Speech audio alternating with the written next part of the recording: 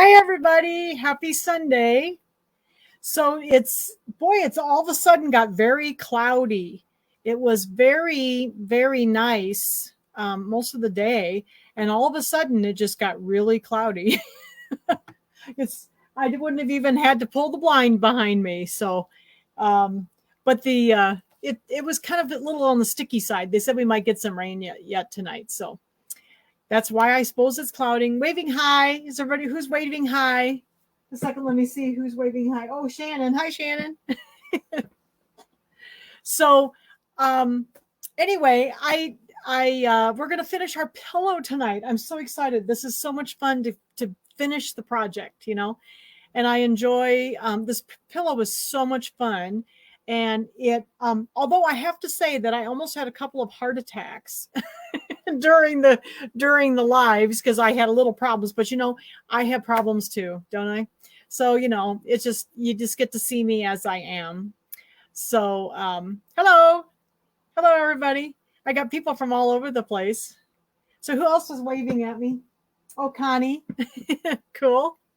So I wanted to show you what some of the things that I've been working on this week. I've been working on getting ready for the Gather Together and also the Kimberbell event that we're doing this week, because the Kimberbell event is on Thursday and Friday. But I wanted to show you what I've been working on in the evenings. So I thought I'd switch the camera over and just show you. I know a lot of you know that I'm working on learning to make cards. And I'm actually been having a lot of fun learning some new techniques. So I will, thank you, Shannon, for doing that. Yep, if you click on that little link, Shannon just went and clicked on the little link in the video that says, then I'll see your name through on StreamYard.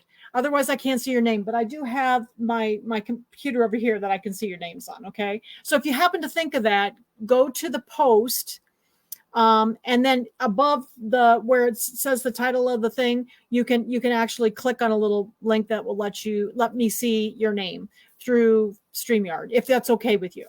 It's only if it's okay with you, okay? So anyway, I'm going to put the camera down, turn off the banner here, and I'm just going to show you some of the things I've been working on. I've always wanted to learn to make cards, and I've always been very intimidated by stamping and card making and working with paper and stuff.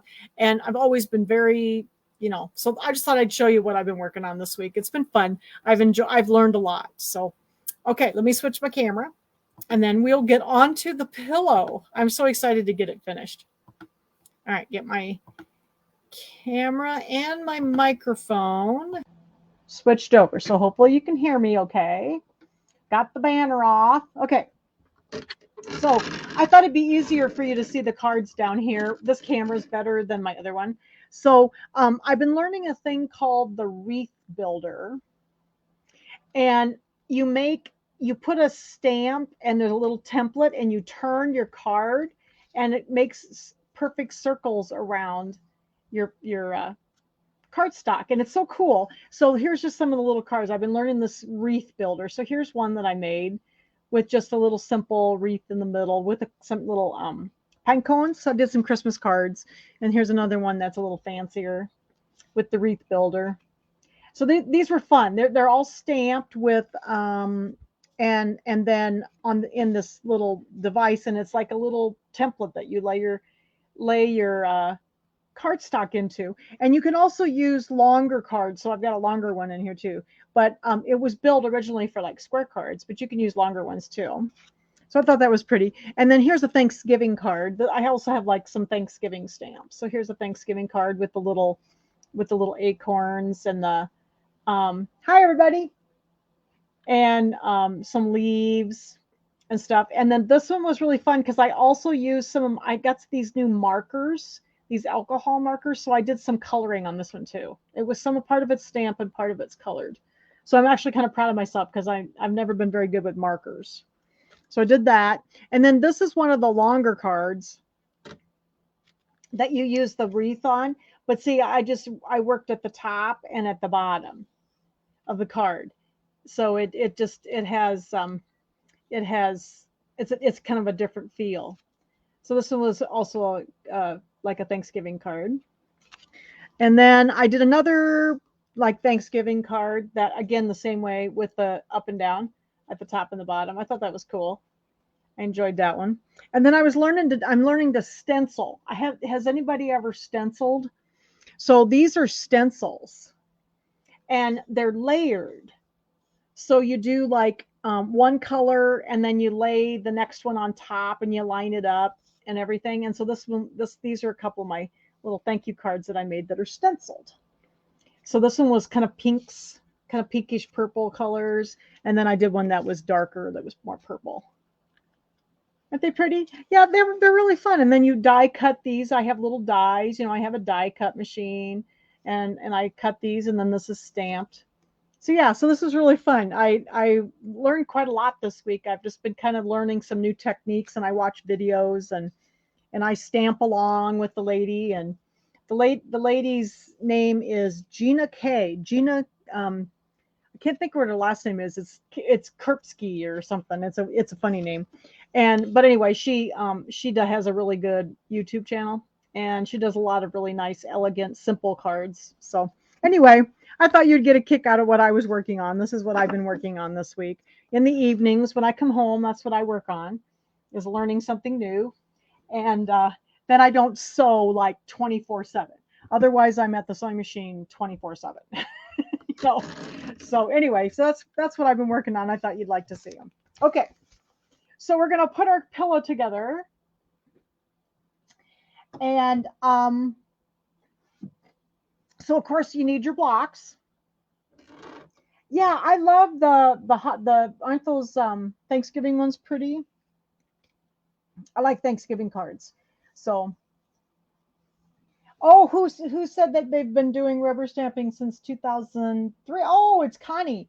Yeah, see, I've always had very poor luck stamping, and I bought a device called a Misty, and it's a stamping positioning tool, and it's actually allowed me to learn to stamp, and I'm actually very I like it. So I didn't think I'd ever say that. And I've always been very intimidated by like paper crafting because I've just never had good luck with it, but I'm getting along better. So it's been fun. It's something that's what I've been working on this summer, is learning some new things. So okay. So we're going to put our pillow together. So we have all of the blocks done. We have all the borders and the sashings done, or I should say the flanges done. And so now we're getting ready to put it all together. So we're going to put it together in sections. So there's the first section. So on page 34 in the instructions, it shows you. It is very relaxing, Jan. I needed something to get me away from the sewing machine, and then I have a nice little room where I can go and work on crafting. So it's been really fun.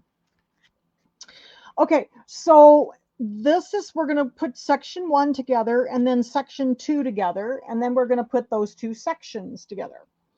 So section 1 is going to be one of the square and a square blocks, the broom block, okay, and then our hat, and one of the border blocks, you're like one of those little filler blocks that we did, okay, and then also the bugs and hisses block, okay. So this is my tip when we're doing this. So we were talking about borders and flanges last week, and how if you have cut yours down to the size it says to cut them, it's possible that they could be too small. So when we get ready to do our blocks, the inner part of our pillow here, this is how I take care of that problem if you have done that, and if you think you might, if things might be too small. So what I do is I just make sure when I am sewing these, and we're going to put these two together. So the first two up here at the top, I don't think you can see it, at the top are these two. So we're going to sew these two together first. Okay. So I'm just going to get these lined up, put a pin in them. And my trick, if you have cut your borders and flanges to the size they said, make sure you take a full 1/4 inch seam, not a scant one, because then your borders probably won't fit. So I am going to use Q02 on my machine. So I've got it set up on Q02 for my 1/4 inch piecing stitch. And so the needle is over a little bit to the right. Okay. And I'm going to use my J foot on the machine. And I'm going to, second here, and I'm going to run, and this is going to be a 1/4 inch seam, but I am going to make sure that I can just see the edge of my block. So I want it to be a full 1/4 inch. Okay, so I'm going to lower my needle and just tie off on this block. And I'm going to get up and down a few times tonight because I'm going to be ironing. Okay, so I apologize, but it's easier for me to iron. Oops, second helps if I turn on my second. I got to plug my foot controller in. I'm trying to get used to this new foot controller. I'm not sure that I'm succeeding. All right. So we're going to stitch this together. And I'm going to tie off on the other end. I like to use the little polka dot button. So remember, we have 2 buttons. I like the little polka dot button because that just ties a knot in place instead of actually physically going backwards, because everything kind of gets wonky on me if I go backwards. Okay, so that was a full 1/4 inch. I just wanted to make sure that I can just see the edge of the fabric to the right of the foot. Okay. All right, so we got the first 2 sewn together. Looks pretty good, except I got a bunch of little hairs here. There we go. All right. Okay, so there's those 2. We're gonna iron them, and I'll talk about ironing here. And then the next one is going to be, to these 2 is going to be the hat. But let's go ahead and sew these 2 together first. Now this is the Bugs and Hisses block, and the Bugs and Hisses block is underneath this border block. And then this is that little, I don't know why my camera is not being cooperative this evening. This is the little rickrack. God, I can't think of the word. Rickrack that we put on. And so I just taped that down so that I wouldn't get it caught in my seam. Okay. Because this is going to go up onto the hat. Okay. Okay. So these 2 then I'm going to sew these 2 together next. So this one is going to go on top. Yeah. Yeah. The gray one goes on top. Okay. So we'll pin these 2 together. Yeah, so I've learned a lot. I mean, this is all, when I started working with the card making, it was like Greek. I had no idea what all these things were, and so I started watching videos, and I have learned a lot. It's really fun. Oh, and then next week we're going to have a scan and cut class, and we're going to do some fabric cutting with SVG files. So I'm anxious for that one too. Okay, so let's go ahead and we're going to do the same thing. Full 1/4 inch. I want to be able to see I'm going to tie off, and I want to just see the edge of my fabric so that it will be a full 1/4 inch. You know, so often when we're piecing things, we want a scant. And in this case, we do want the full 1/4 inch because that way we know everything's going to fit together. And I like to use the piecing stitch with the J foot because I think everything just works better. You certainly can use your 1/4 inch piecing foot if you like. So, okay, let's get, oops, I got all these little hairs here. Okay, so now I need to go do a little pressing real quick first. So I got this so that I didn't get it stuck in my seam. So when I do these pillows, I always like to open my seam flat because I think they lay better. When you get them put together, I think they lay better with these flat instead of like laying them to the side, you know, like we often do with our quilting. So I'm going to go ahead and I'm going to open these seams on these 2 pieces, and then we're going to add the hat. So give me just a second. Hopefully my iron didn't go to sleep.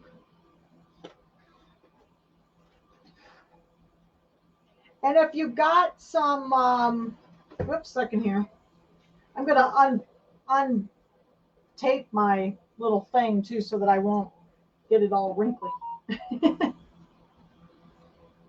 But if you have some like vinyls or anything like that on your pieces, just be careful. If you're on the front of the block, don't touch your vinyl with your iron. All right, just a second here. Got the second one.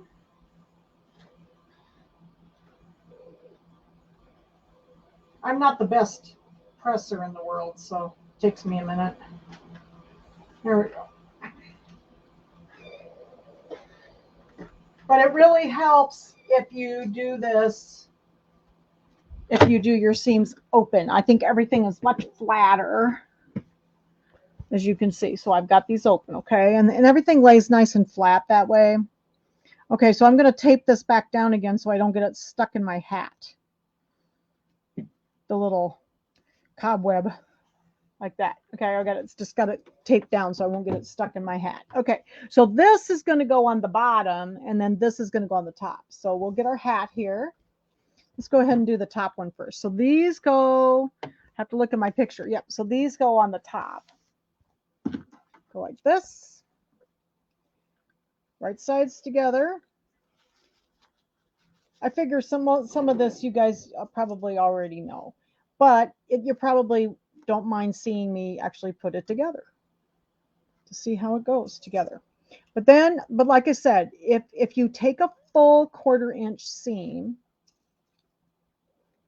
you're much more likely to have, if you have cut your borders and flanges to the size they said, you're much more likely for them to be the right size.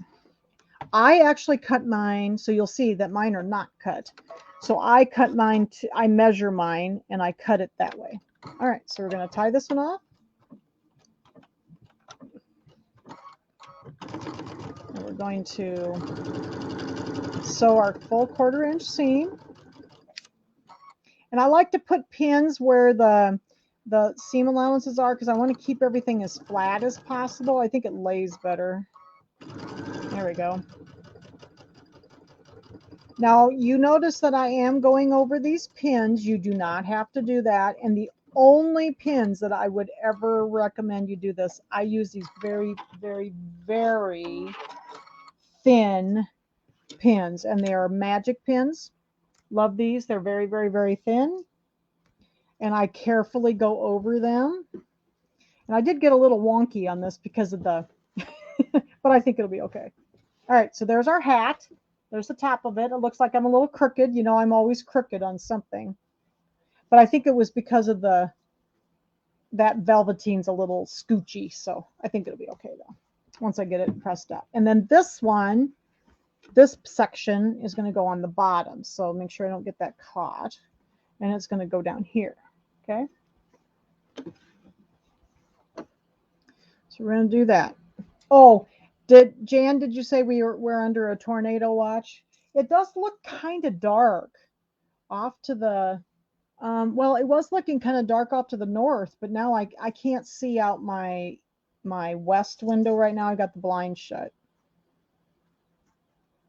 All right, so we're going to sew this one on.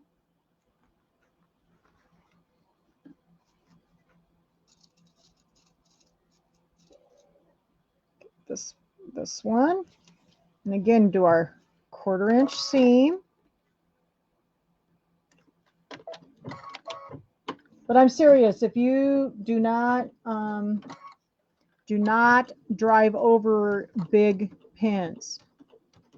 These are really super, super duper soft. They're extra fine, super duper soft pins, and do not drive over those big, like if you use those big quilting pins with the yellow heads on them and stuff, do not drive over those because you will hit them and get the timing off on your machine.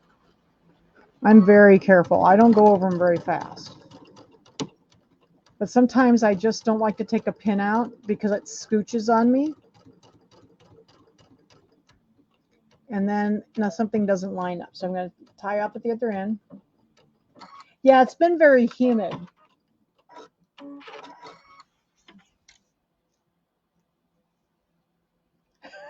Yeah, I actually, I actually do pretty well sewing.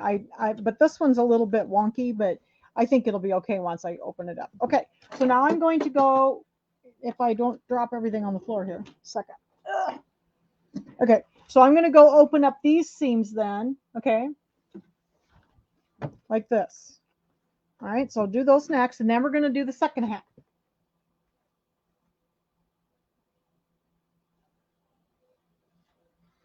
That velveteen's kind of scooty because it's got a pile on it.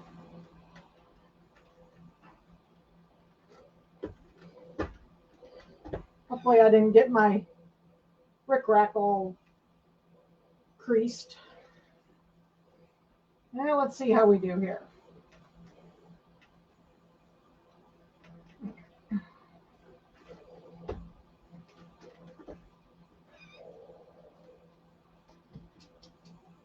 All right, what do you think? So there's the hat. The little border block, bugs and hisses. So now we can, I think I'll just leave those taped for right now. And then the block with the broom. Okay, this is a square and a square. So now, just so you know, I did some pre-sewing this afternoon, so you didn't have to watch me do all these blocks. So I'm going to do the other part the same way. It's the little house, so I'll show you here. So here's the house. I already did this side.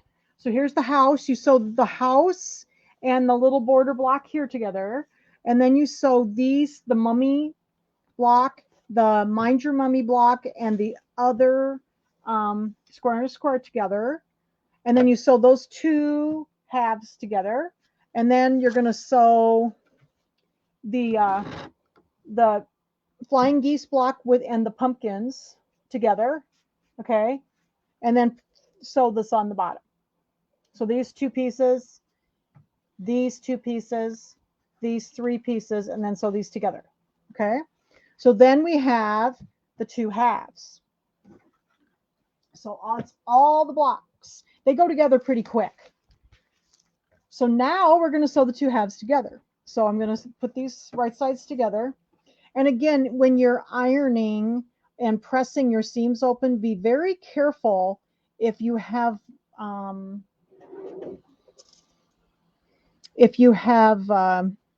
vinyl or, you know, like anything that could melt on it. That I always have to be so careful with Kimberbell because they have so many things that melt on the fronts of the quilts and the whatever, you know.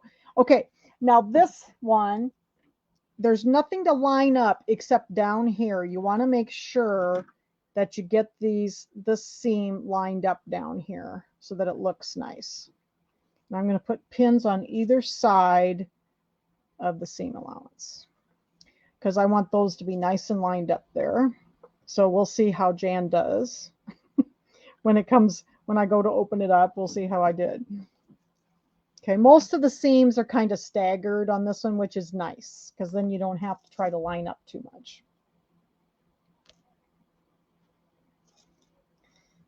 All right, there's our, oops. There's a bunch of little seams though, so I'm going to try to put the pins in the seams so that they don't scoot around, especially with that velveteen in there. And I'm sewing this together with like my Pima cotton thread. It's a gray. I just chose a light color that is neutral.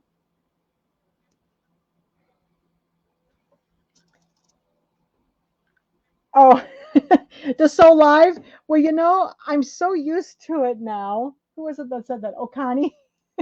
I'm so used to it now, Connie. It doesn't really bother me too much, but every now and then, if I get like a couple of the blocks on here, I hadn't done them for a while, and all of a sudden I thought, oh my gosh, I had a heart attack that I thought I'd messed them up, but I actually hadn't. So you guys got to have a heart attack with me. Because when I make a project, I often have to do this, you know.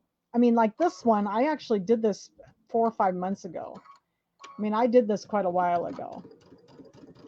Okay, so I'm doing my full 1/4 inch seam with Q02. And like I said, be very careful And I've got these pins up on our website. These work really well, but I do go over them very slowly. But if I take them out, everything just scoots on me. And I've always been very careful with them. I've pinned and pinned for years, and I do this with when oops, I'm going to bleed on my quill. I just stabbed myself. That's the only bad thing about the pins. I stab myself with them. Okay, so I'm going slowly, slowly over the pins. All right. Get all this lined up, and hopefully the two halves are going to be. One day I did get a little too close though, and I actually sewed through the top of the pin, the green part. Whoops. They're not very hard either, evidently, because it went right through it with no problem. It's kind of a plastic. All right. Okay, so I also wanted to tell you this week that what happened. We are on the new internet. I am on the Maquoketa Valley fiber optic internet for the first time. So hopefully everything's working fine. It seems like it's working really, really great. Seems very consistent. Okay, see how we did here. Let's see if I got, ooh, I even got it pretty straight down there. Look at that. Okay, so there is the whole center. It doesn't take long to put it together. I got this part together in about 5 minutes earlier today. I just did a little bit of it so you didn't have to sit here and watch me sew all night. Okay, so I'm going to go ahead and press this one open real quick, and then we'll do the borders, and then the flanges. All right. I like to cut my borders and flanges, so I figured you'd like to see that. And they do fit better, I think.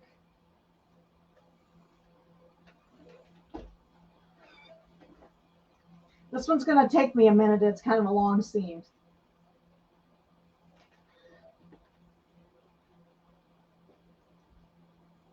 With that scooty velveteen on there.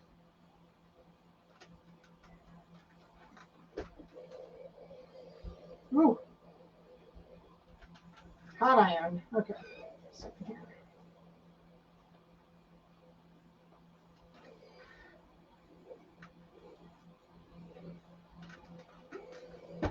That looks pretty. Okay. See how we did here. What do you think? So if you open up your seams, though, it does seem like it makes it flatter. And I did pretty well with the seam. I'm not a very good ironer, so this one, of course, still isn't quite right, but I can fix it later. Okay. So what do you think of that? So there is the whole center. Now, the next step, and that's on page 35 of the instructions, is going to be the side borders, which is the green ones. And these green borders are all the same, because remember I had a fat quarter, so these are all the same length right now. So we're going to measure the top.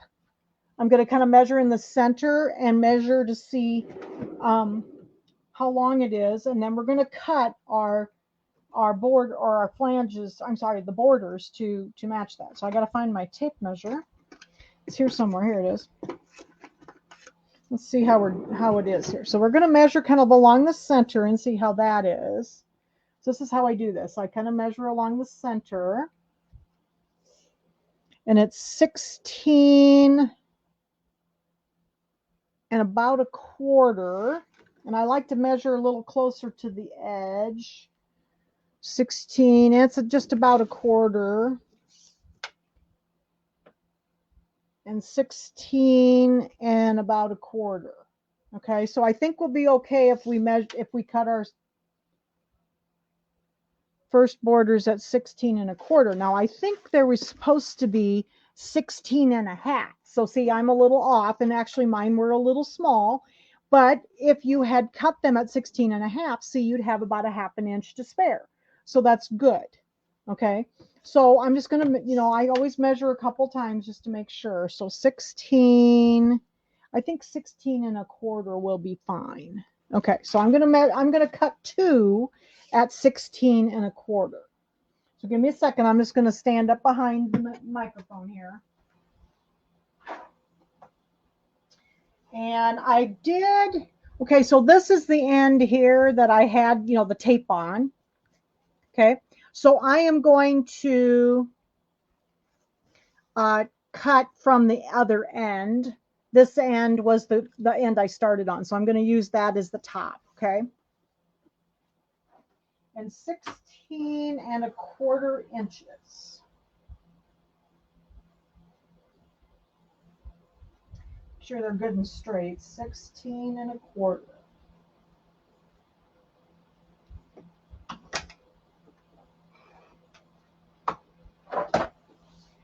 And then just got to find the right end for this one. 16 1/4.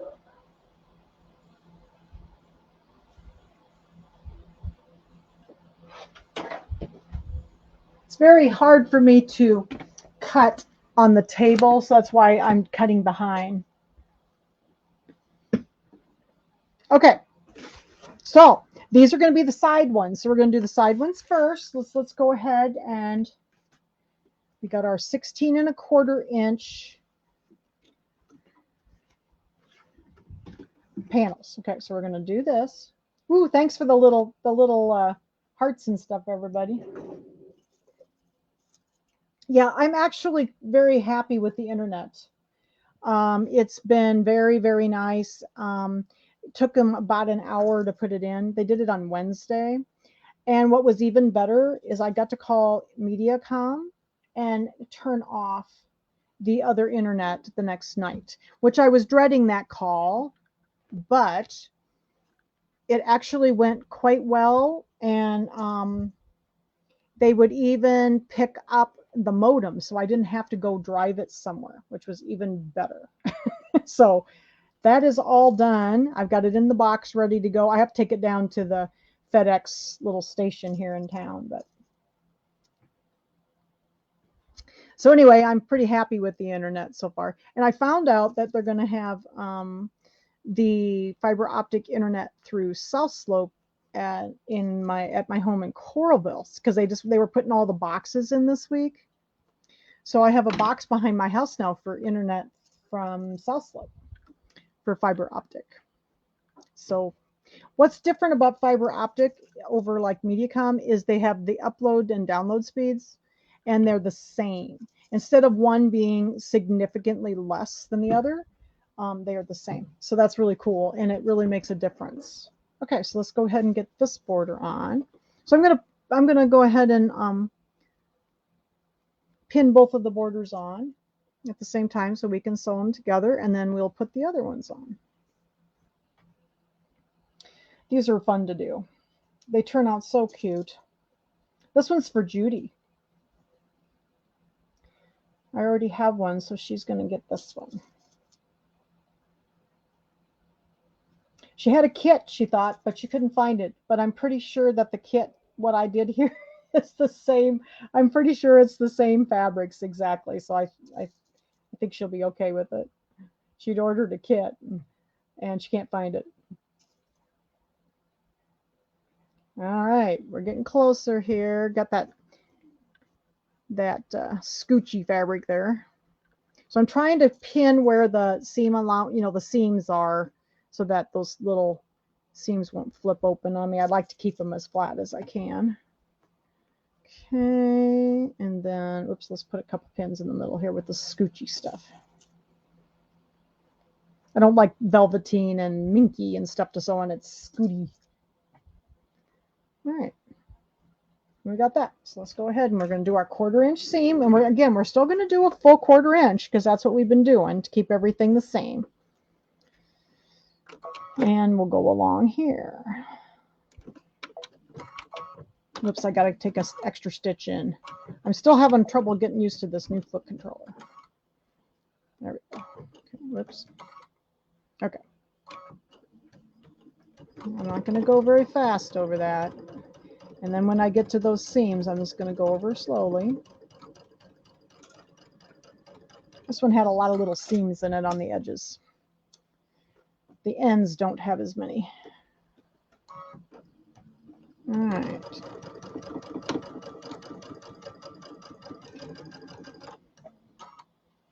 But I've always been super, super duper careful with pins, and I've never gotten my timing off on any of my machines by doing this, but I've only used extra fine pins for years and years and years. And I love these little patchwork ones. They work really well. Magic pins is what these are. They're up on the website. And they are super duper sharp, which is like awesome. What happens is sometimes pins are just so dull. I picked up some pins at the store one day to pin something, and they were so dull I couldn't get it, you know. The upgrades have started coming in, Jan. You were just down the list a little bit, so we should be getting some more in soon. I got one little batch in, and now hopefully there'll be another batch coming in this week. Haven't heard anything more yet, but he ordered a ton of upgrades. All right, so here we go.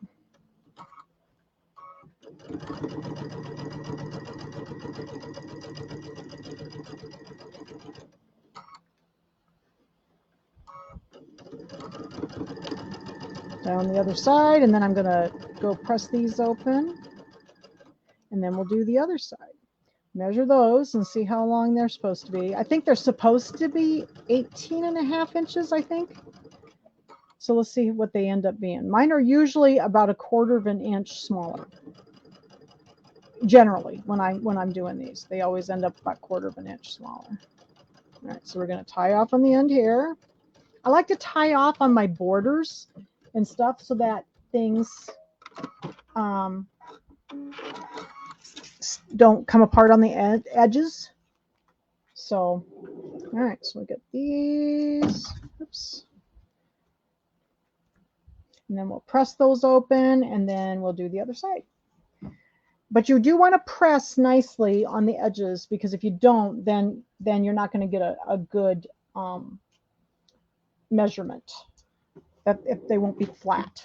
Okay, so there's those, and I'm going to go press those open so we can do the other side. So it'll take me a second.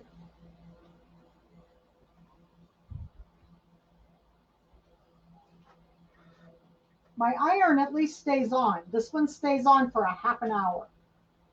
I bought this Oliso iron again. It has a much better stay on, so it doesn't turn off like in 3 seconds. I didn't realize a regular iron only stayed on for 8 minutes. So I suppose if you're ironing clothes, that's fine. But if you're a quilter and you get up and down all the time and you sew, that just isn't long enough. Okay, it's pretty good. Get the second one.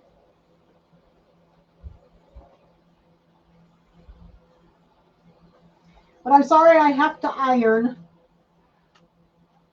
tonight. If we don't iron, it won't look right. Ooh, that orange stuff is ravelly. Something here.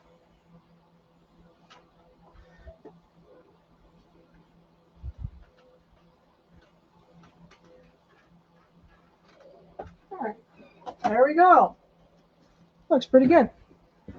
That orange stuff's kind of ravelly. I'm going to be glad when it's inside.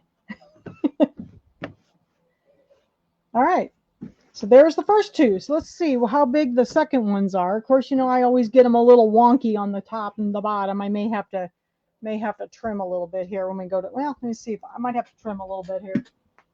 Jan's not always the best cutter, you know. Looks like this is a little bit off, so we'll just help it along. There we go.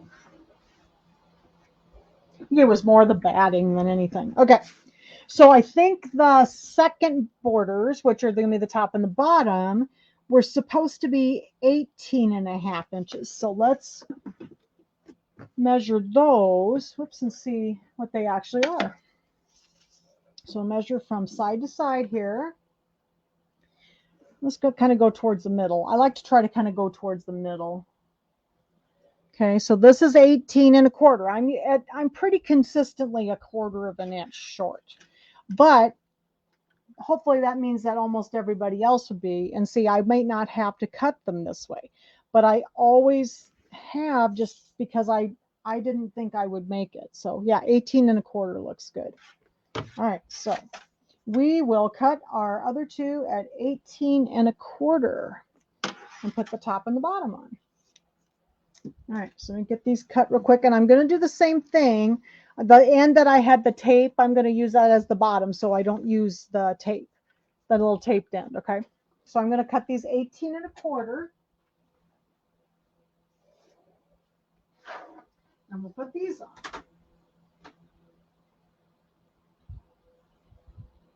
See if I can get the measurement right here.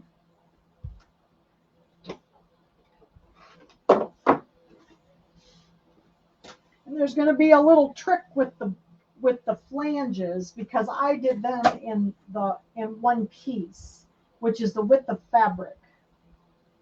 So when we get there, I'll show you my little trick, so you don't ask me how I know, because I messed up a border or a flange by cutting it wrong. Might have been a quilt border, actually. Okay, so here's my 18 1/4 inch little borders here. Get these on. Turn these right sides together. And so what I usually do when I do these, I don't know if you notice, I like to try to get, you know, the end attached, and then I kind of go to the other end and attach that. Whoops.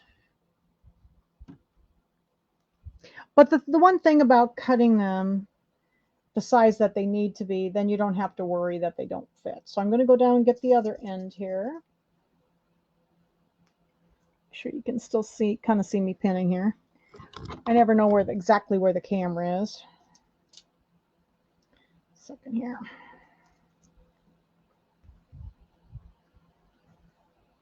So did everybody have a good day? I just kind of hung out inside. It was a nice day to just kind of, I worked on, I got to work on Shields Live tomorrow. And today I worked on Gather Together, so did a little pre-sewing for that.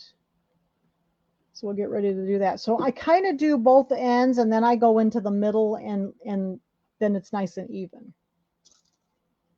But I want to make sure I get those little seams tied down with a pin so they don't flip on me.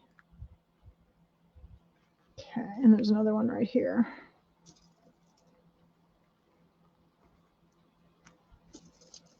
All right, and then we'll do the same thing with the flanges. This side, whoops. Hopefully I didn't bleed on anything. Just some of that orange stuff. Hopefully I better get this tied down, because I'll have this sewn into my border here. All right, get this one lined up here. Did you get to go to the quilt show? No, I didn't, Connie. No, my boss and everybody else was out there, but I couldn't go. It's from Animos, it's almost 3 hours to Des Moines, and it's just too much driving, and I wouldn't have been able to get home to get Dad fed and stuff. So nope, I didn't go to the quilt show this year. It was very weird not being there, because I always go. Tim and I have done a lot of shows and stuff together over the years. It's very weird not being there. All right, put another one in here.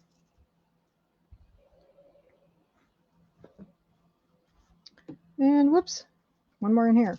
Then we'll be sewing these together. So we got these.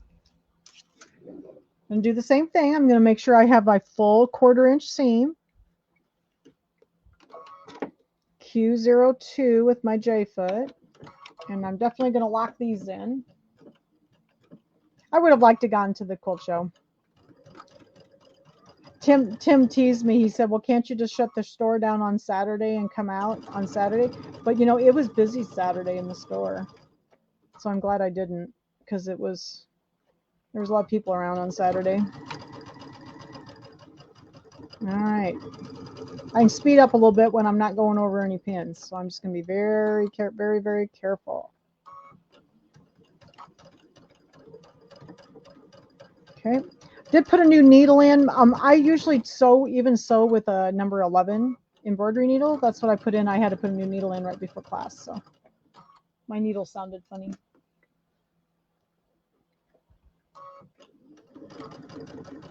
So tomorrow I'm going to hang out at home and do some work on, I'm going to get ready for Shields Live on Wednesday. We're going to do the border function on the Luminaire, but I just needed to get, you know, I need to get some, okay, get this tacked off. I need to get some little sandwiches ready and practice. I haven't done it for a while. I love doing it. I've done a bunch of borders, but I haven't done it for a while, so I probably better practice once before I try to do that live, right? Knowing me, I would probably better practice. All right, so let's get this one tacked off. And we'll get this one on, and then we'll start the flanges. This is such a fun pillow to do. It actually goes together pretty easily. The hardest thing, I think, is just getting the borders and flanges on. And once you get that on, the whole thing just goes together real quick. All right.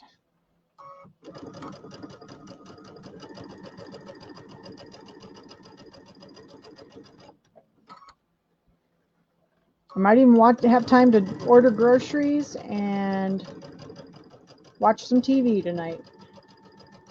I have to get the groceries ordered. All right, we'll tie this end off. I didn't think about it, but I think that isn't, what did she say? Are you going to show how to get the length of border so it will stop at the end? Yes, Jan. When I'm doing the border function on the Luminaire so that it goes all the way around the outside edges of the borders. So yes, it actually does stop and it connects at the other end. So it's going to be like you go all the way around, and then, so I'm just going to do something that's not very big so we can get all the way around it in a short amount of time. So yes, that's what I'm going to do. It's actually very easy. It looks really hard, but it's very easy, and the machine literally just walks you through it. Okay, so I'm going to go press these out, and we'll get ready to do flanges. Sorry, I have to get up to iron, but it's easier to iron these up at my table. These are hard to iron on the sewing table.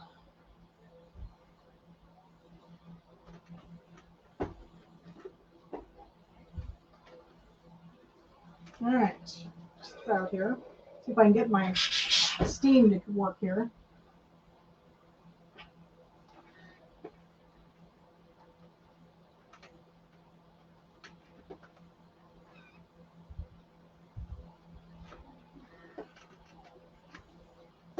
I need to have my super duper Euro steam iron on tonight, because that's lots of times what I use when I do these little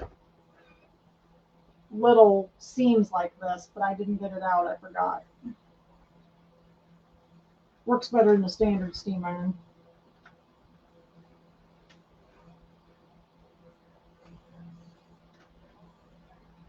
All right, getting this just about done.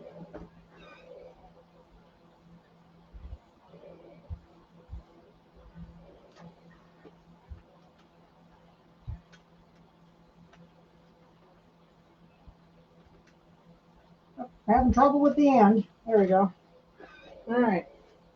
So what do you think? Here's our small borders all the way around. Those look pretty good. All right. So now we're going to start again with the sides. So the side borders, the flanges, the black ones, were supposed to be 18 and a half. So we're going to measure, because we're going to do the side ones first. So let's measure it this way. And whoops, here it is. Measure it this way. Let's see how we did. So I'm pretty consistently at 1/4 of an inch short. So that's good. 18 and a quarter. Let's do the sides. 18 and a quarter. 18 and a quarter. Okay, so we're good. So we're gonna cut these 18 and a quarter. Now this is the trick with these. So remember my black and white ones were a whole width of fabric. I only have 2 here. Make sure that you cut one of the 18 and a quarter inch borders, in my case 18 and a quarter inch, and then one of the longer ones out of each strip, because if you try to cut 2 and then go to get the long ones, they're not going to be long enough. So make sure you cut one. Ask me how I know, because I did that by accident once. So you want to cut a short border and a long border out of each one. So that's what we'll do. So I said 18 and a quarter, right? I better measure again, otherwise I'll forget. 18 and a quarter. You guys are supposed to be watching me. 18 and a quarter. Okay. But remember, we got to cut an 18 and a quarter off of each border, because it's a width of fabric. So 18 and a quarter. I am going to cut them at the same time. I'm just going to get them all lined up, and I am going to cut them at the same time so I don't forget which one I cut what out of. They're all lined up, so they should be fine. 18 and a quarter. 18 and a quarter. Make sure I got them straight.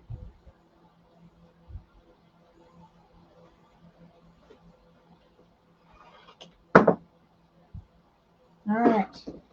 Got the first 2 flanges. So I cut one 18 and a quarter inch one out of each of my long strips. That's my trick, because believe me, you'll get to the end and you're like, oh no, now I don't have enough to cut the whole thing. So I had to make another border. I think it was for a quilt though, and it was longer. So it took me a while.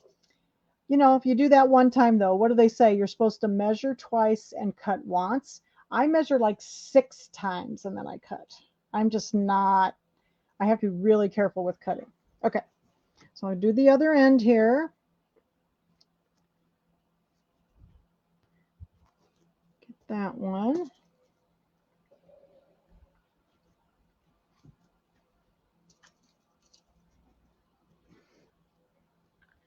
And then do the center.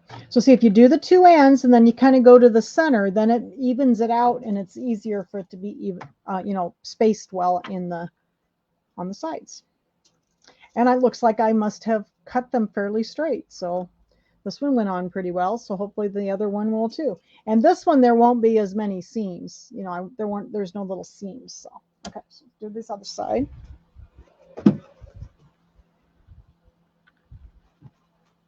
Now these sometimes, depending on the quilting, sometimes I actually do try to make, you know, like when we did Sweet Land of Liberty, remember there was words on the borders and flanges. So I tried to make sure they kind of matched and looked nice. Now these are the same. So there was no like, you know, particular pattern or anything. So these are not, these don't matter. They're just the little candy corns, the little candy corn flowers. So I'm just cutting these. But I know the other ones I had to kind of, I wanted them to kind of be, and then I also put them on so that you could like read, you know, the letters. So, you know, depending on what kind of quilting you're using on your borders or flanges, you might need to be aware of that. Like you might be able to read the words. Okay, so here's our first flange. We're going to sew these on. So it isn't bad. They don't take long to put together at all. Just takes a little bit.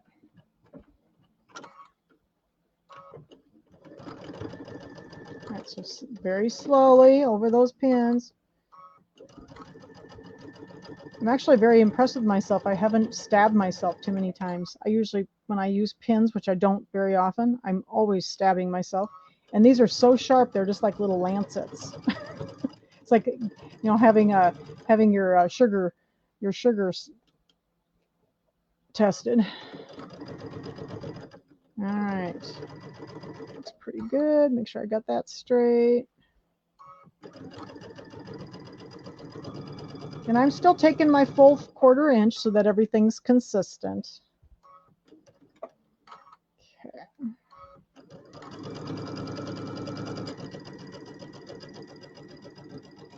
Now, when we get to the backing, then the backing was cut 12.5, so or 22.5. So we may have to cut the backing down just a little bit too, as I remember.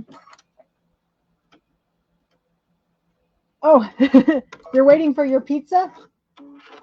Cool. What kind of pizza did you get tonight, Lynn?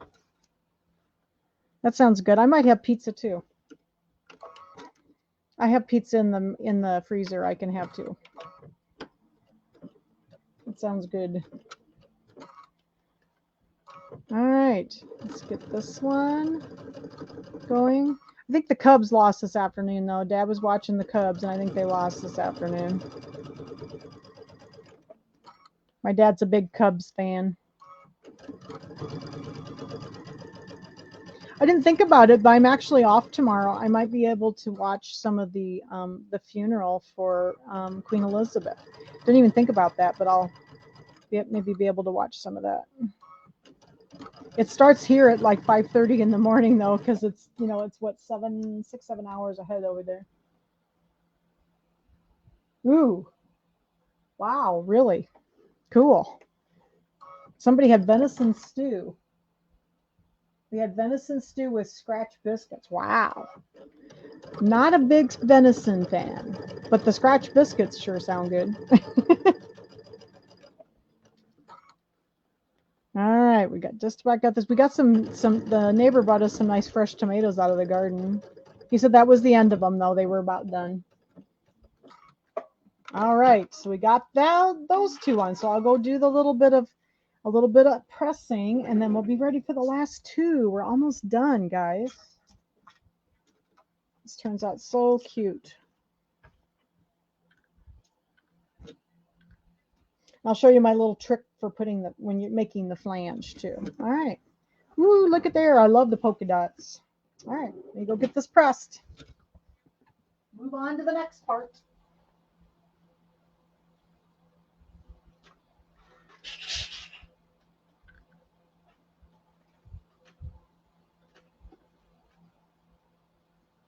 I'm trying to press as quickly as possible.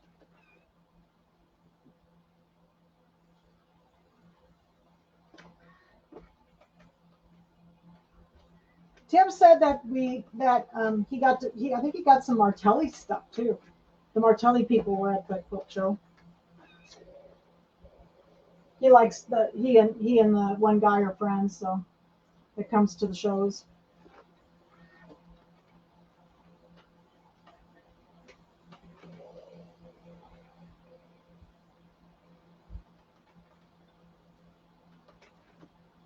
All right, just about done.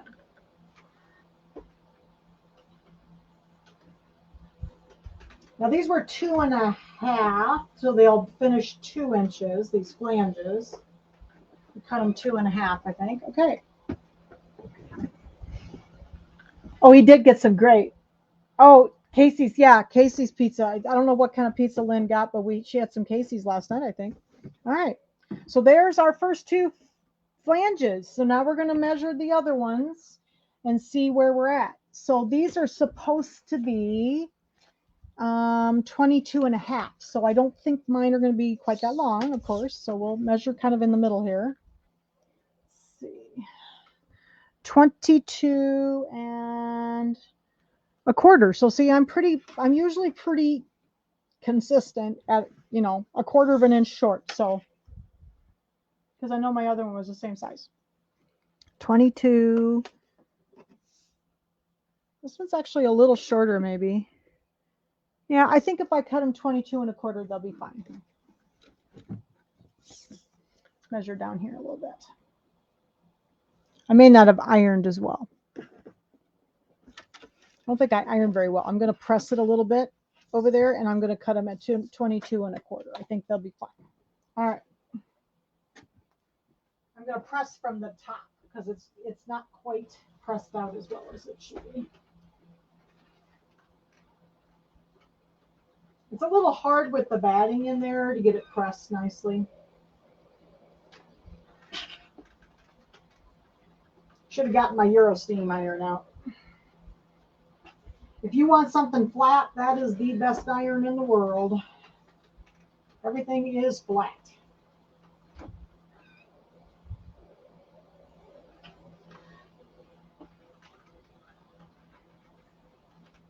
All right. Woo, that was hot. Okay, so 22 1/4. Now I did the same thing with these. I cut it, you know, from the away from where I had taped. 22 1/4. I'm trying to make sure they're both the same length here. Lined up nice. 22 1/4.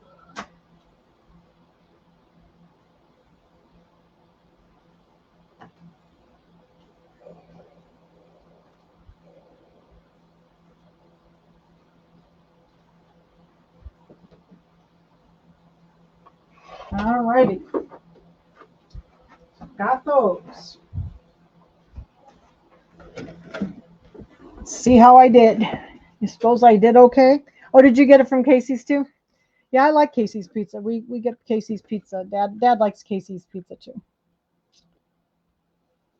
We don't have a lot of choices here in Anamosa, but we actually do have a couple good pizza places because we have Casey's, but then we also have a place called Mikado's, and it's actually Happy Joe's Pizza. It was the people that owned Mikado's owned the Happy Joe's in Monticello also. So they had Happy Joe's Pizza. All right, so get these lined up.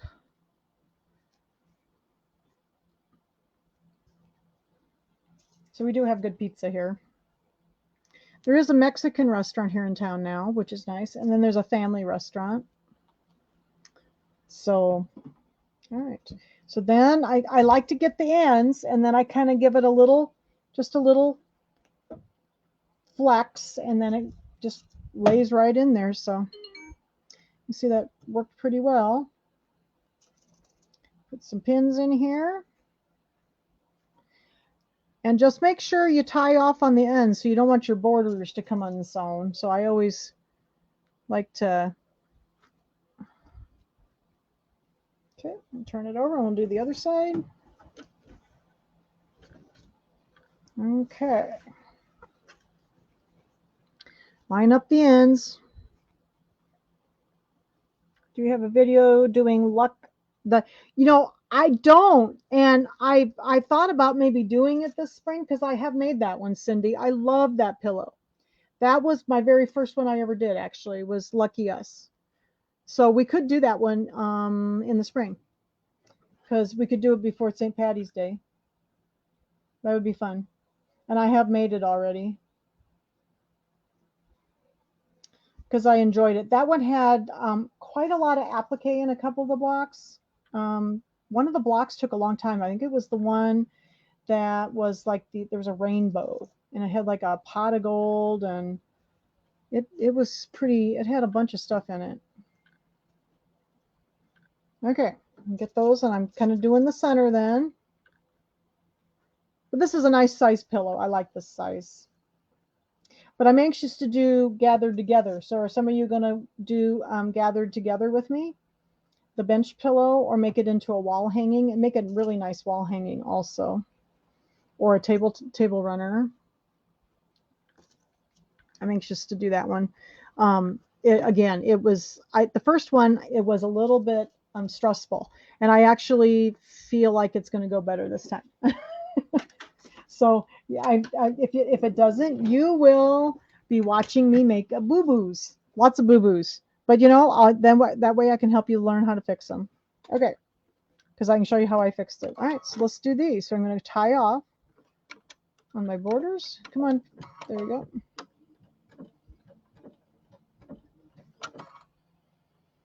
Oh yeah, she's done Lucky Us. Yeah, I just haven't gotten around to that one yet. That one was really fun to do. That was the first square one I made. The other one, the one I'd really like to do though, um, for St. Patty's Day is I'd like to do the other one, the one with the little leprechauns on it, because I've never made that one. I have the kit down in my box down here. I really like to do that one. That's another one I thought about because that would be fun because we could do it this way. It came out about the time that they started doing the quilting designs. So I thought that would be fun. And they do have quite a few St. Patrick's Day quilting designs. So that'd be the bench pillow instead, though, the bigger one. And that'd be a nice one to make into a table runner or table topper or a wall hanging. What's that one called? Luck of the Irish, Luck of the Gnomes, Luck of the Gnomes. Isn't that what it's called? Something like that. It's got the little gnomes on it. Because I've always wanted to do that one and I just have never done it. Luck of the Gnomes. Does that sound right, everybody? What? All right, so we can turn this around, do the other side here. We're almost done. Yay! I think I'm going to have to cut my backing down though a little bit. So we'll measure it and see. Oh, for heaven's sakes. This I don't think the new foot controller is going to be for me, guys. I think we'll have to go back to the other one. It's too big. Too tall for me. I don't like it. I'm trying, but I just don't like it. I didn't like the one for the Dream Machine either, so it doesn't surprise me. I'm trying, though.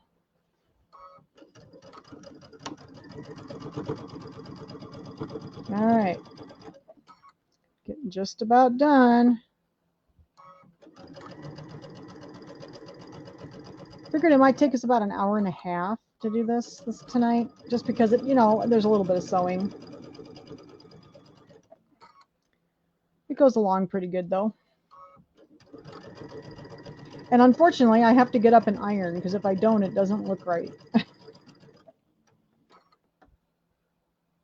That's right. Yeah, okay. The Luck of the Gnome. Yeah, I've even got the kit and I mean, I've got the fabric kit. I've got everything. And I thought, well, you know, that might be kind of fun. We could do that one too. I thought about it. But it's one of the bigger ones. So, all right. So here is our flanges. Yay. And then let's work on the backing. So the next step is going to be the backing.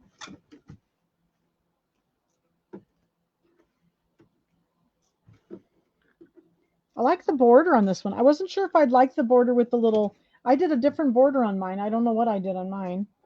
So cool. All right, let me get this one pressed. Just a second here.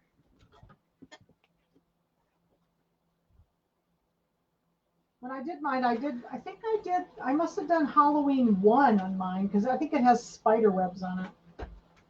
And this one has the little candy corns. This was border 2, I think. Halloween border 2.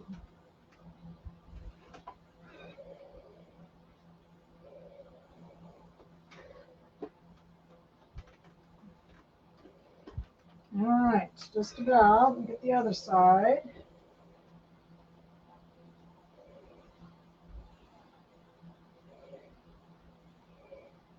Yeah, I like the little candy corns though. They're really cute.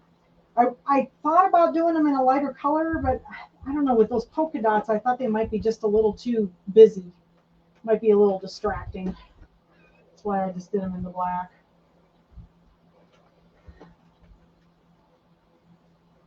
I like the plain fabric with the busier ones, you know, doing it contrasting, but these are, you know, with polka dots. It was just a little too much, I thought.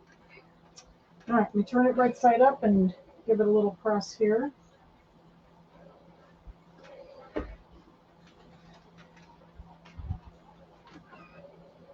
Want these to lay flat because we gotta do some more sewing yet. All right.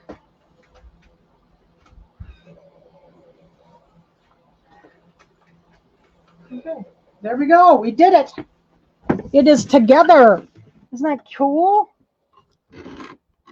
There is a lot of glitter vinyl on that gnome pillow. I remember that.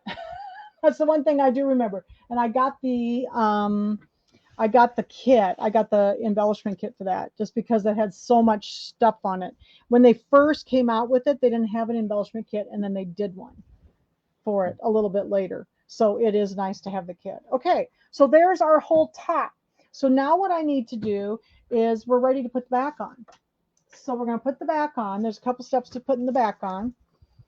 Let's see here. Got to turn the page, I think. Now, the first thing, of course, you know, this is one of those envelope backs. And I have pre-hemmed one of the long sides of each piece, okay? You know, turn it over 1/4 of an inch, turn it over 1/4 of an inch, stitch it down. So I did that already. And I think I'm going to go ahead and I think I can do this with the gray. It'll be fine. Actually, no, I think I'll switch over to my black thread. I've got the gray for the center, but I don't want this to show on the edge. So I'm going to switch over to my black thread for a little bit. I've got some black cotton thread here too. So let me do that real quick.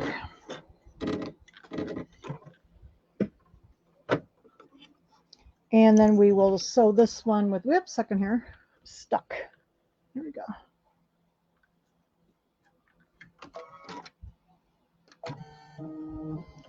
It was funny, Tim, or Ron was teasing me one day because I said something about, well, do you think I've got too many stitches on my luminaire? And he says, well, you're wearing all the buttons off.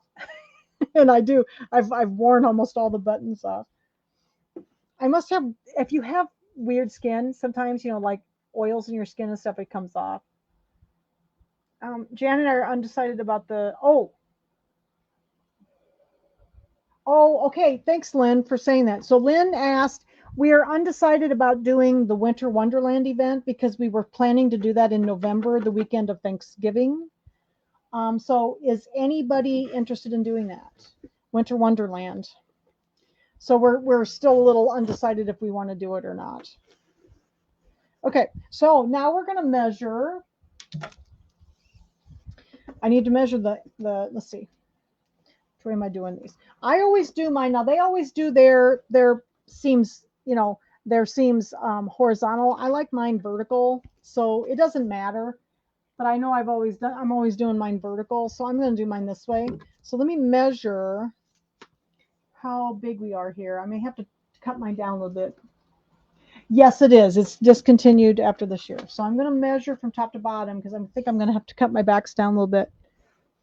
And my back, so this is only measuring about 22 1/4. So we'll cut them down about 1/4 of an inch.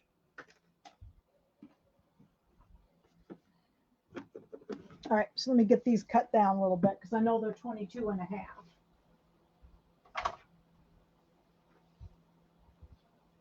So get these trimmed down a little bit.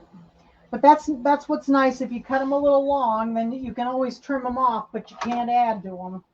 Although I have added to them because I had that happen to me once that I had to piece the bottom because I cut them wrong. Whoops, but you know, I needed them done, so I just pieced it, and that was the way it was. So 22 1/4. Because mine are 22 1/2, so I'm going to mark mine at 22 1/4.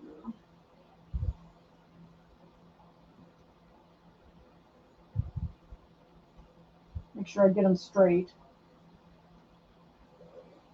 This is the hardest part, is doing this kind of cutting because I've got so much stuff on my cutting table right now. I have like all the pillows I'm working on. We're going to have to move candy cane lane in order to cut this.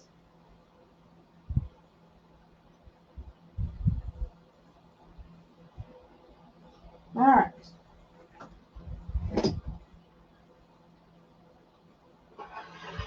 Quarter of an inch off.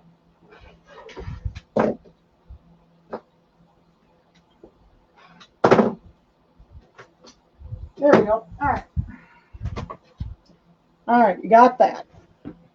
So now we're going to do our envelope backs like we've been doing them lots of times with all the little pillows too. So I'm going to go ahead and I'm going to put the, you'd make sticker replacements when you rub them off, but can't. Oh, what is it? Oh, these you mean? You can actually replace the buttons. I did on one of my machines. I actually had the buttons replaced because there's like little covers. These are just little covers you can just have replaced. I mean, I know what the buttons are. I don't really need them there, but it must be something like an oil or, some sort of, I think it's just in your skin. Some people's skin is more prone to having that happen. Okay, so we're gonna do the raw edges together. Oops, there goes my scissors on the floor. So I'm going to do both of these. And of course, our hemmed edge is towards the inside, but this one's going to have, the flange. So we have to do some sewing and turn it right side out, and then we have to do the flange. All right, so with this one, oops, turn it over.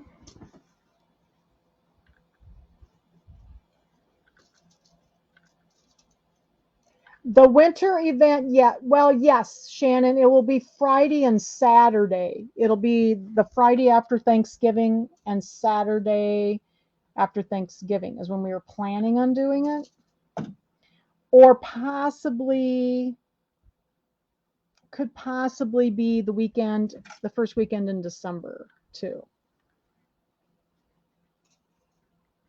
And then we would do it on the weekend. But we'd have to do Friday and Saturday. I can't do I can't do Sundays. I need to be home on Sundays, so I can't teach classes on Sundays in the store. That's why we don't do much on the weekend on Sunday. We usually do Friday, Saturdays. But the Friday after Thanksgiving, you may not have to work. A lot of people don't anyway.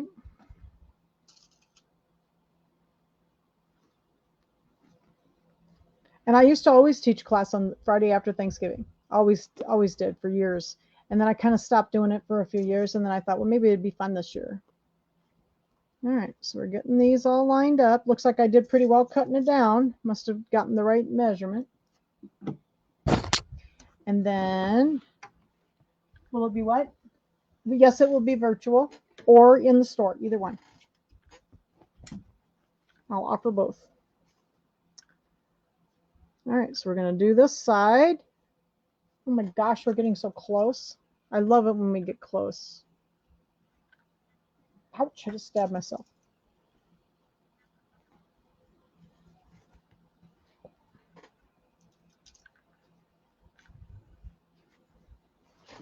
And it's really cute. It's got a really cute little Winter Wonderland has a really cute little advent calendar in it.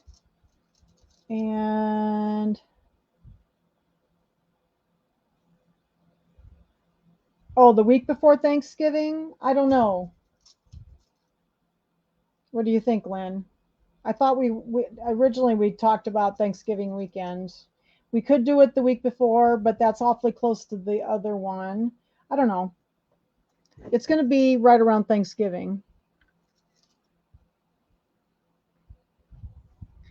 Could be in December, but I don't like to teach much past the first week in December. I just want to see if anybody's interested first, and then we can maybe come up with a better date, with the exact date. I haven't booked it yet. All right, so I got my little overlap here, so that's where I'm gonna put the pins there. Put my overlap. Ooh, I even got the measurement right, guys. It's fitting nice. I don't remember what all's in there. I'm sorry. It's got the advent calendar, and then there's some other little things, but I don't remember. I haven't looked at it closely lately to see what's in it. It's a 2-day event. The Halloween ones that we're going to do this next week is really cute. All right.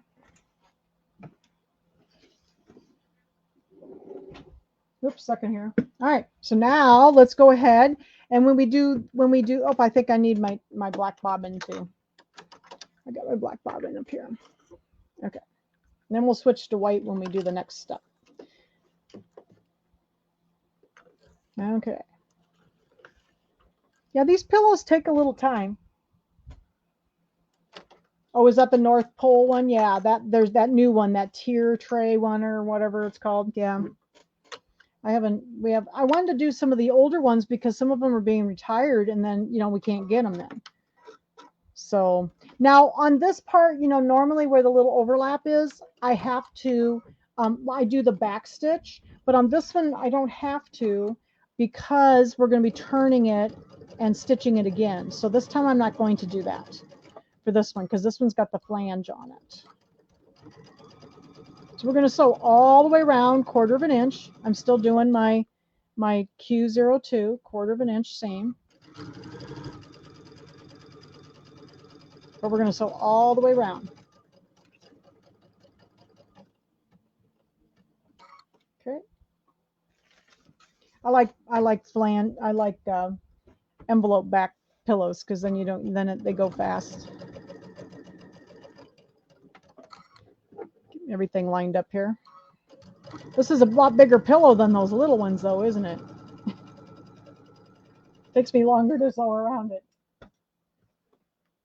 Yeah, the North Pole one is the one with like the tier tray or whatever.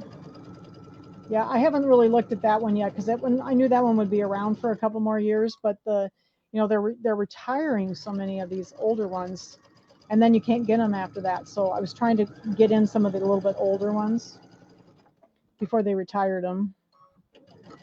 Like we did Day at the Fair this summer because they're going to retire. They're retiring that one at the end of the year too. Winter cardinal ornament. Oh yes, that one has the winter cardinal ornament, and it has the Advent wreath, and it doesn't have like an ice skate or a little boot or something too. There's a couple really cute things in it.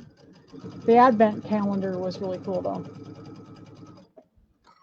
and it's all done in like winter white and gray, and it's kind of cool. All right, so we're getting around here.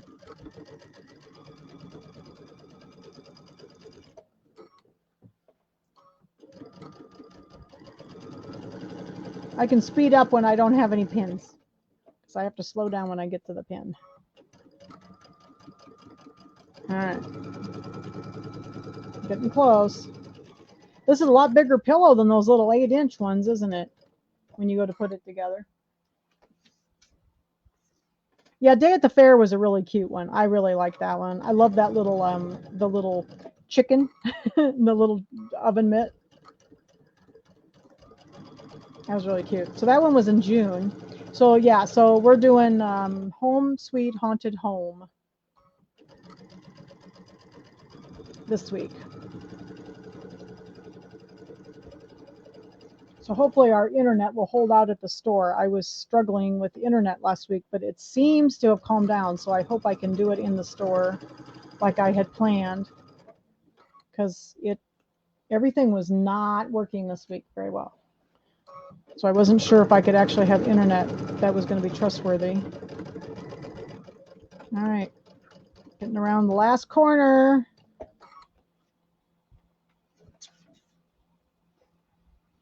Oh, the little chicken mitts, yeah, they're cute.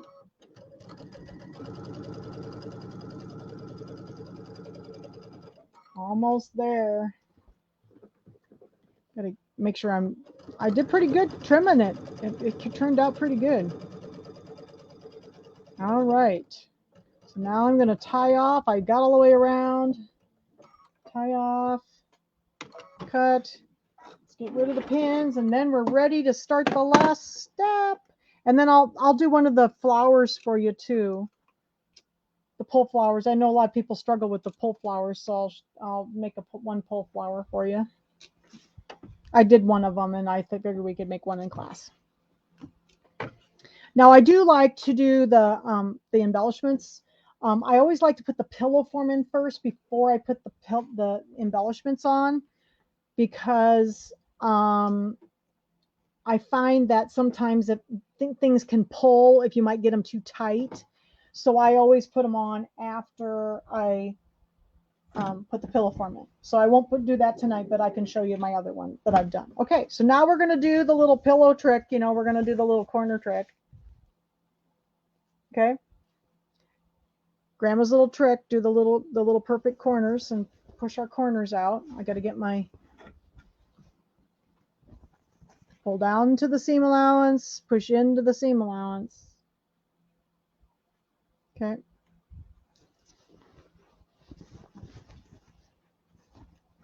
And then we'll do the last corner, and then we have to do one more seam. We have to go around, and I have a little trick for this too, because I had a hard time with the flanges always ripping on me when I went to put the pillow in. So I learned that if I use a triple stitch, then everything stays together so much better. Okay. Everything turned, and then I'm gonna find my favorite little tool here. Get my little corners poked out, and then I'll do another little press, because you want these to be nice and flat when you're ready to do the last little step here to do the flange. So do the corners with my Floriani tool, and then I'm just going to, now what I do to make sure these are nice and flat, I'll show you what I do. I like to take this and turn it down, and then finger press it really well on the seam so that it's nice and flat. And then when I go to iron, it makes it easier to iron. Okay, so I'm just going to go ahead and I'm just laying the seam flat, and I'm kind of pulling it towards the backing. And then I use my fingernail, and I just like to finger press that flat. And then it's easier when I go up to the ironing board to get it to lay flat for me.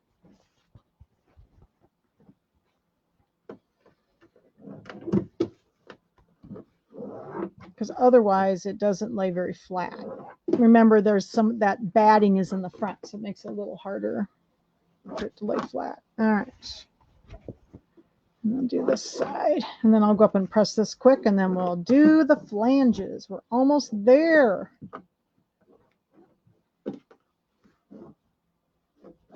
These are so fun. All right. So let me go press this real quick.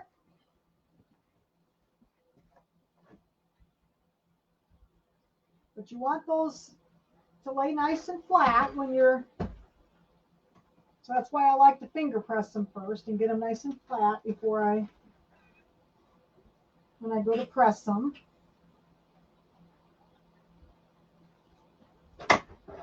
Having trouble pressing tonight.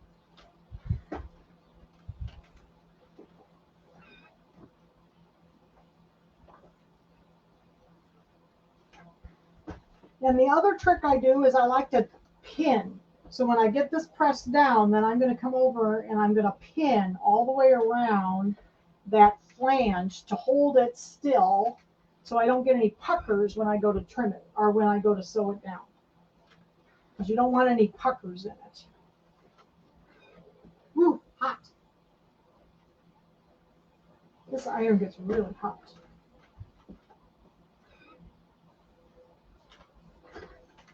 Just about done. I got one more side.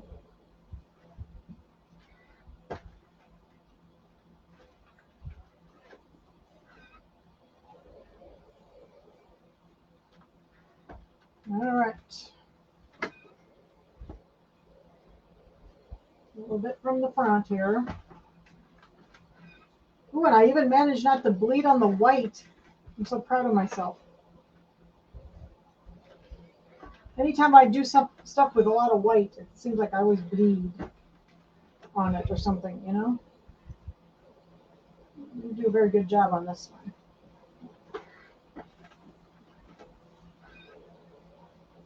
But the finger pressing first really helps. All right. So now, there's a couple of tricks with this. So I'm going to lay this down flat on my machine where this flange is. And I'm not super happy with this, but hopefully I can get it to lay a little flatter. Okay. So what I do is I like to pin in this flange.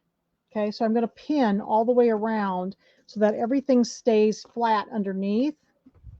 Because when you go to sew around this, you don't want there to be puckers in your backing. And the one thing you want to make sure of is where those little overlaps are, make sure there's a pin in that overlap to hold it flat.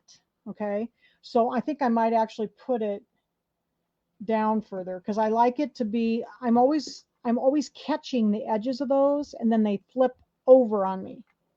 Okay, so like where that little opening is right there, make sure you get that pinned shut so that it won't flip open on you. Okay, the one underneath is not a problem. It's the one on the, on the top that opens up on me all the time. So I'm just going to pin all the way around here.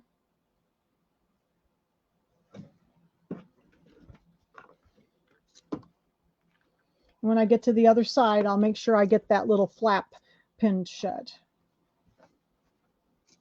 But the flanges, you want your flanges to lay nice and flat and look beautiful on the back. Oops, second here.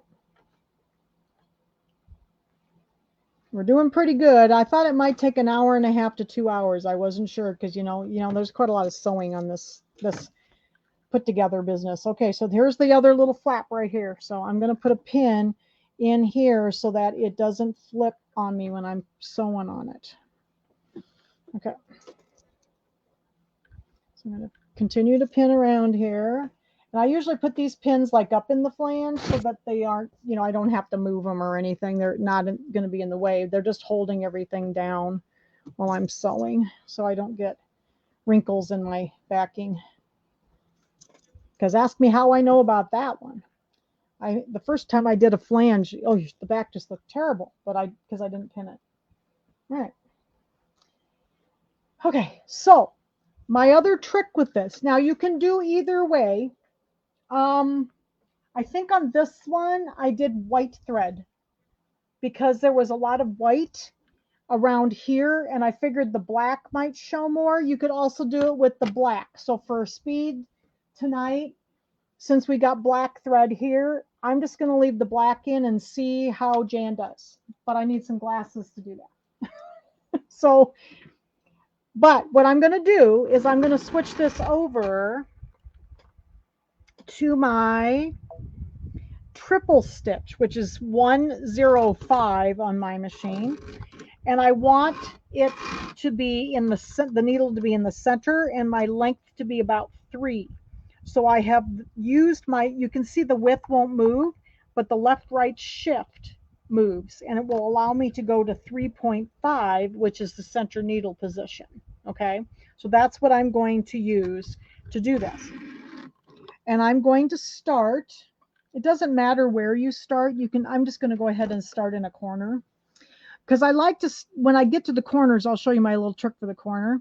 But what I do is we're going to stitch in the ditch between the white piece and the black piece.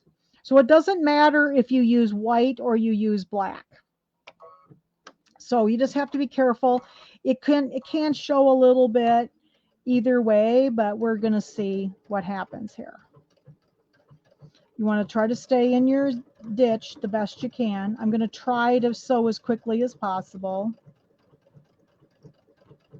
Okay. And you can see these pins are not bothering everything, but it's keeping everything nice and flat. Okay, so let me get a little closer so you can see what I'm doing. And I'm trying to stay so that it doesn't show. Now, so the white showed on the back. The black might show a little bit on the front. So I mean, either one is fine. You're kind of in the ditch, so I think either one would be fine, black or white. The other one I did in white, this one I'm doing in black. And I like to use my J foot because it has a little notch right in the center of the foot here. And I can eyeball that, and then I know I'm in the center. You could use a stitch in the ditch foot if you wanted. You can use an open toe foot, whatever you like to stitch in the ditch with. Okay, whichever works for you. This is the foot that works the best for me. So whichever is more comfortable for you. There's a lot of different feet. But I've learned to focus on that little notch, and then I do a better job stitching in the ditch with that. Okay, so now I'm getting to the corner. Okay, I'm going to make sure this is laying pretty flat down here. Okay, so I'm getting to the corner, and when I get to the corner, I'm going to go into the corner. Because remember, you know, with a triple stitch, the reason I'm using a triple stitch is then it won't rip. Because I was always having trouble with my pillows ripping open. Yeah, it does kind of cover it up because it is a little puffy.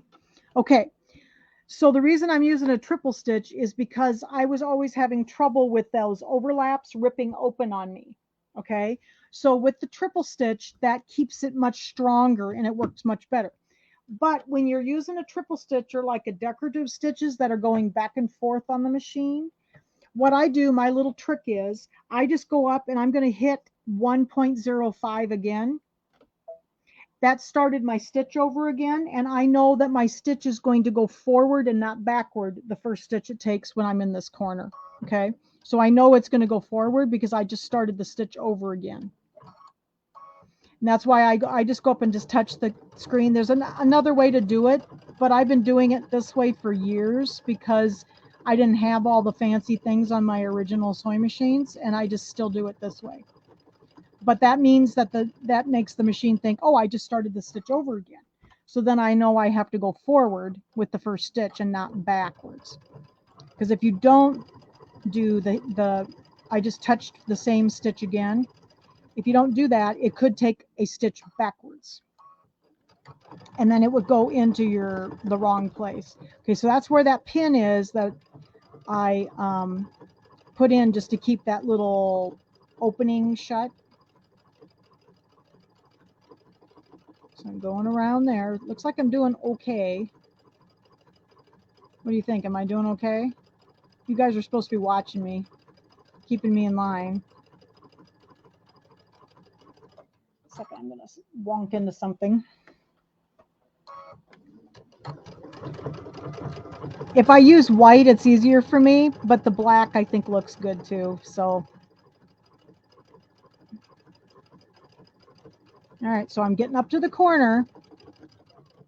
I'm going to go into the corner and stop in the corner with the needle down. I'm going to come back over to my machine right here, and I'm going to hit the same button again, and it's going to start my stitch over. Okay, there is another way, but I'm just going to show you that one tonight. Okay, then the machine knows it's going to go forward out of the corner. Okay, and that way it's not going to take a stitch backwards and mess up and get into my corner.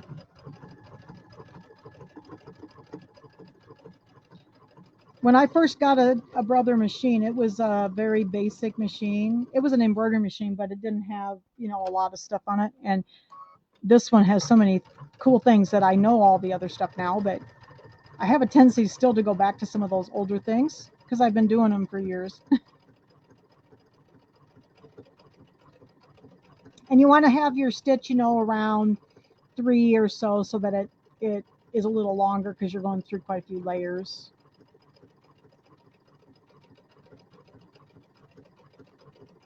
I'm just driving right along the ditch there. And see, this one won't show on the back. Now, see, my other one I did in white, so it really shows a lot on the back. So it just depends on if you like the white on the back, that's fine. You can do the white on the back. Whoops, second here. I'm going to have to move this pin. There we go. So I'm just about to the corner again. We're going to do the little trick. Get to the corner and drop my needle. Was the rickrack for the spider supposed to be sewed into one of the seams? No, it does. It's not into one of the seams. It goes up on the hat at the end. So I'm hitting my 105 again. So it'll start over and it'll go forward. Nope, you sew it into the little spider in the embroidery design, but then I just glued it underneath the hat flower. Oops, second here, I'm gonna have to move this one too. Is this the last side? You guys been counting? With it being black thread, I couldn't tell you.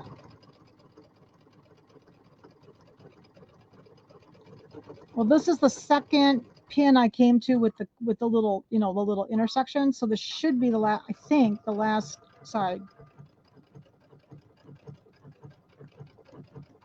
Got a little off there, but it should be all right. Okay. Oh, I think here comes the rain, guys. Oh, look. Look, here's the tail. That's the end. So we're just about there. Getting around. I think I just heard the rain.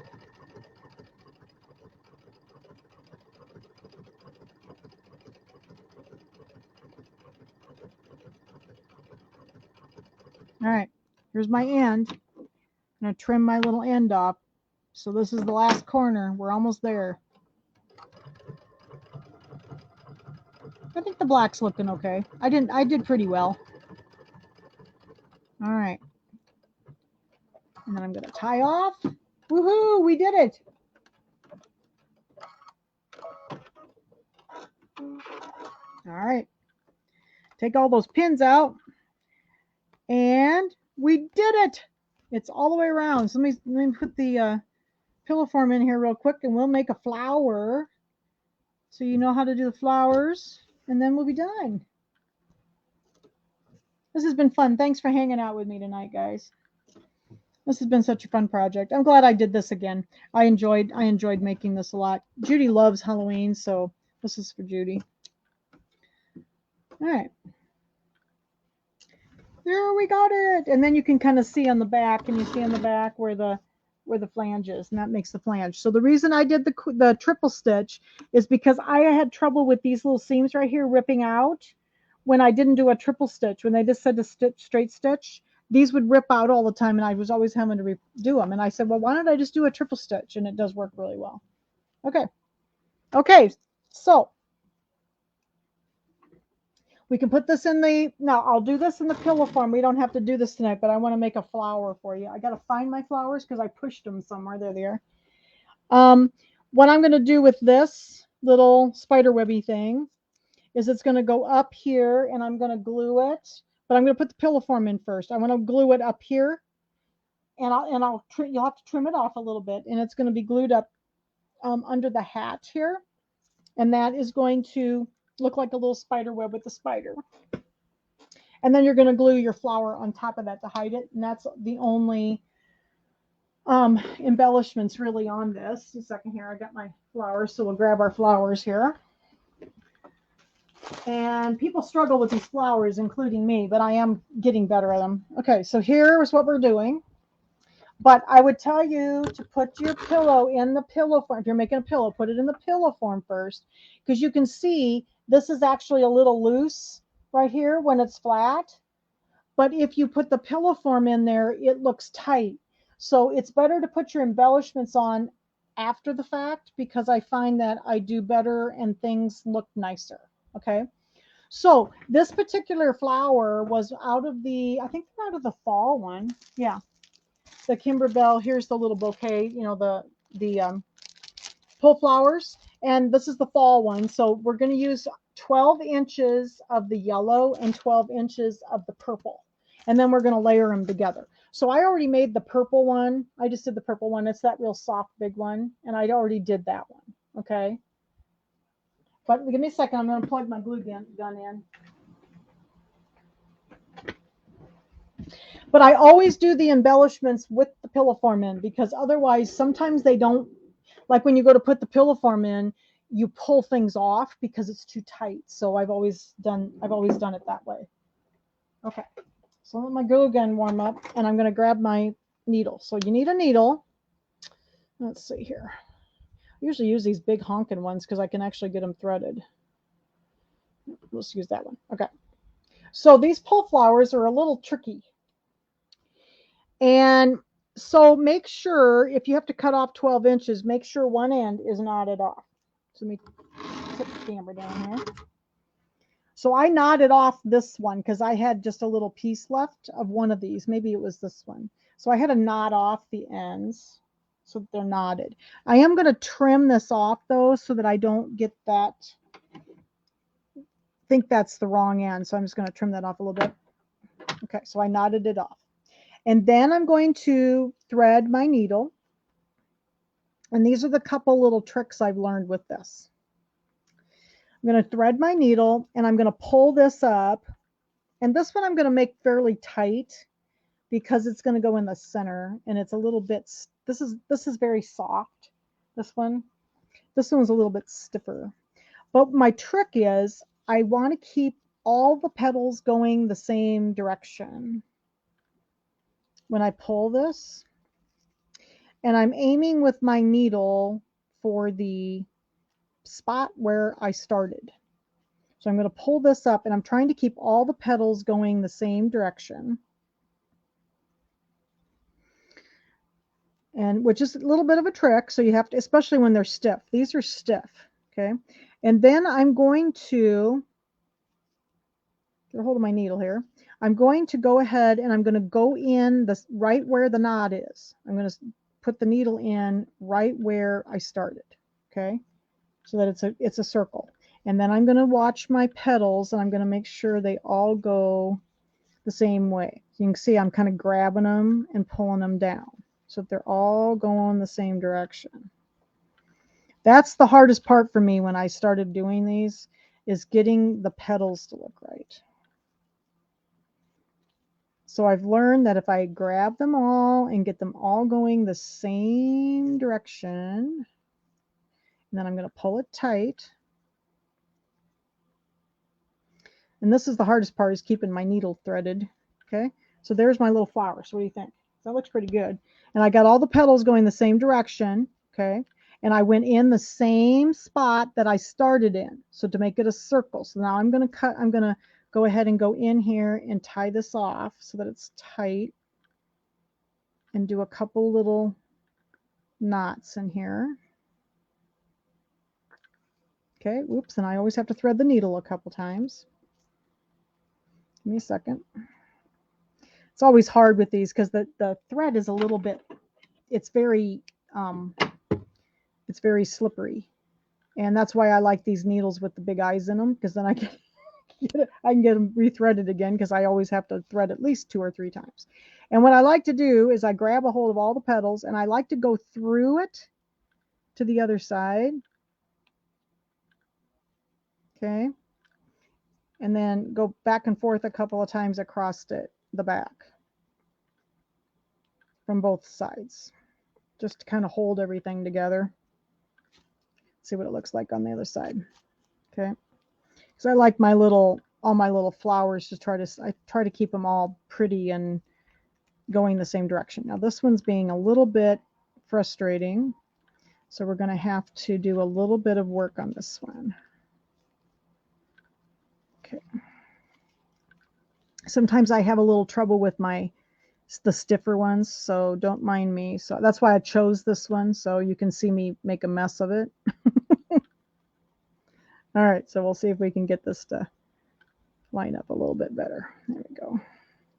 But I do like to put a few stitches across it just to hold it in place. That looks better.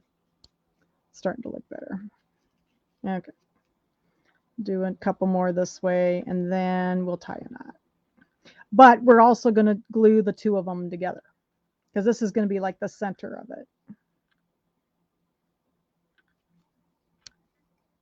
The bigger ones are easier to do than these smaller ones. The smaller ones are I think are harder to do, because and some of the ribbon is kind of stiff. So like this is a stiff one.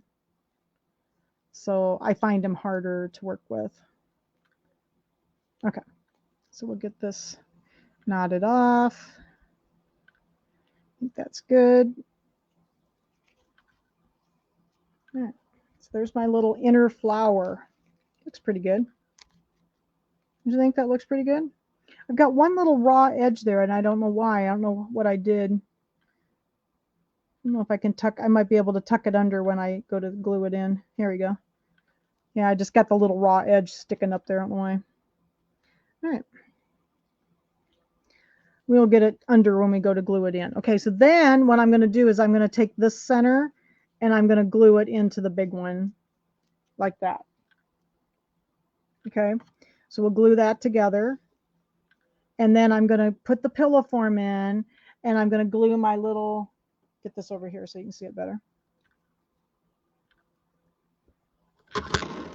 Okay, so what I did here is I took I put the pillow form in and I put my spider web up to where I wanted it, and I kind of wanted to know, I knew where I wanted my flower, and you're going to put this underneath the flower so that it doesn't show the end. And then I got it where I wanted it. I put hot glue on it and I glued it down. And you can sew it if you want. I usually use hot glue.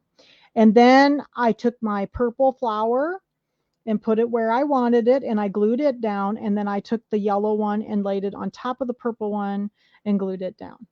Okay, so this one I'm going to have to make sure I get that little raw edge tucked underneath when I go to put it in. I've got that little raw edge that wants to pop up, so I'll make sure I get it underneath like that, and I'll glue that. So I glued them each separately just because it was easier for me to get them on. So I got this one to cover up my little rickrack, and then I got this one to go in the center like that. But I'm going to put the pillow form on first, so I got to do a little more ironing, and I'm going to put the pillow form on it so that I can do that. Okay, but that's how I do the little embellishment, and that was the only embellishment on this one, is those little flowers. So those are part of the fall pull flowers, and then your rickrack was already down on the bottom attached to your little spider. So that's how you do it. Just put it up there, but definitely put your pillow form in first because it works much better that way. Okay, so we have a pillow. I'm going to finish. So I'll show you mine. I'll finish this up later so you don't have to sit here and watch me hot glue.